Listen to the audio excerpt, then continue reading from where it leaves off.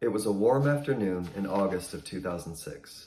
Colin Thomas exited North Rockford Middle School and followed the concrete path that led to a portable classroom just outside the main building. It was the first day of school, and Colin was eager to meet his new English teacher, Mr. Crow.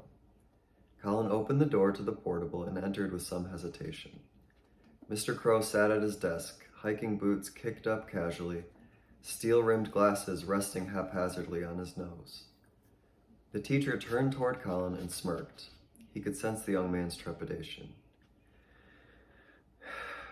"Come on in," he said urgently, as if there was already important work to be done. Little did Colin know this moment would alter the course of his life forever. Along with several other excellent Rockford teachers, Mr. Crow sparked in Colin a passion for reading and writing that had laid dormant for years. More importantly, he showed Colin that a teacher's influence extends well beyond his classroom's walls. 10 years later, Colin and his future wife, Rachel, finished their student teaching internships, packed up their belongings, and moved 500 miles south to Tennessee, where they began a new chapter in their lives. A middle school hired Colin in the summer of 2017. Though he was excited to start his teaching career, he was also nervous. He had never taught middle school before. In fact, he had always planned to teach high school. However, he learned quickly that teaching middle schoolers was a strange, challenging, and deeply rewarding experience. He loved how his students crackled with enthusiasm. Hands shot up every time he posed a question or asked for a volunteer. He loved that his students wore their emotions on their sleeve, and that he relished every opportunity to help his students grow as they adapted to expectations, emotions, and the social dynamics that accompanied middle school. Mostly, he loved the honesty of his students. Through their eyes, he saw the world as it was.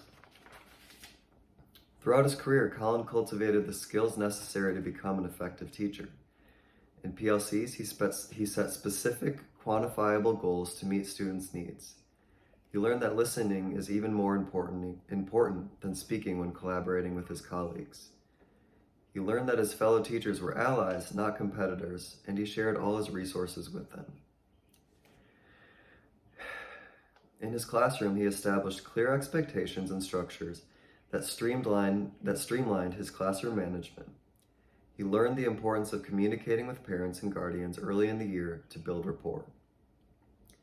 He learned that this was doubly important for his high-need students, so he made a habit of contacting those parents at least 2 or 3 times a week. He learned that building relationships with students was perhaps the single most impactful aspect of teaching.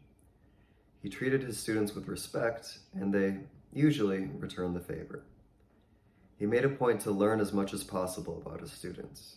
"You play baseball? What position? Hey, I saw your watercolor canvas posted outside the art room. I had no idea you were so talented. How is your dad recovering from his back surgery?" He learned that developing these types of relationships opened the door for academic growth. Colin learned that not all students have an innate love for reading and writing, and that it was his job to pull that out of them. To that end, he tried to make his lessons engaging and interactive. For example, when he read Hatchet with his students, he developed an activity wherein each student developed a list of 10 items they would want in a survival scenario. He then asked his students to discuss their list with their group. Each group was to make a master list of 10 items. Colin then asked his students to rewrite a specific scene from the book, but to imagine that the protagonist, Brian, possessed all 10 items on the master list. This caused students to reimagine the narrative from a different perspective. However, students were encouraged to emulate the author's writing style, and they were required to include targeted grade-level vocabulary words, as well as sensory details appropriate to the character and setting. To ensure that all students were engaged, Colin implemented various formative assessments and lesson plans, including exit slips and frequent checks for understanding. He also kept a coffee mug full of popsicle sticks at his teacher station. Each popsicle stick had a student's name on it. He drew sticks to call on people so his students knew they had to be prepared to answer questions at all times. In 2022,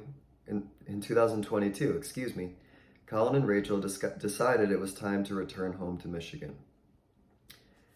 Despite the cold weather, they wanted their daughter, who was 13 months old at the time, to grow up surrounded by friends and family. Thus began the next chapter in Colin's story. Thank you for taking the time to listen.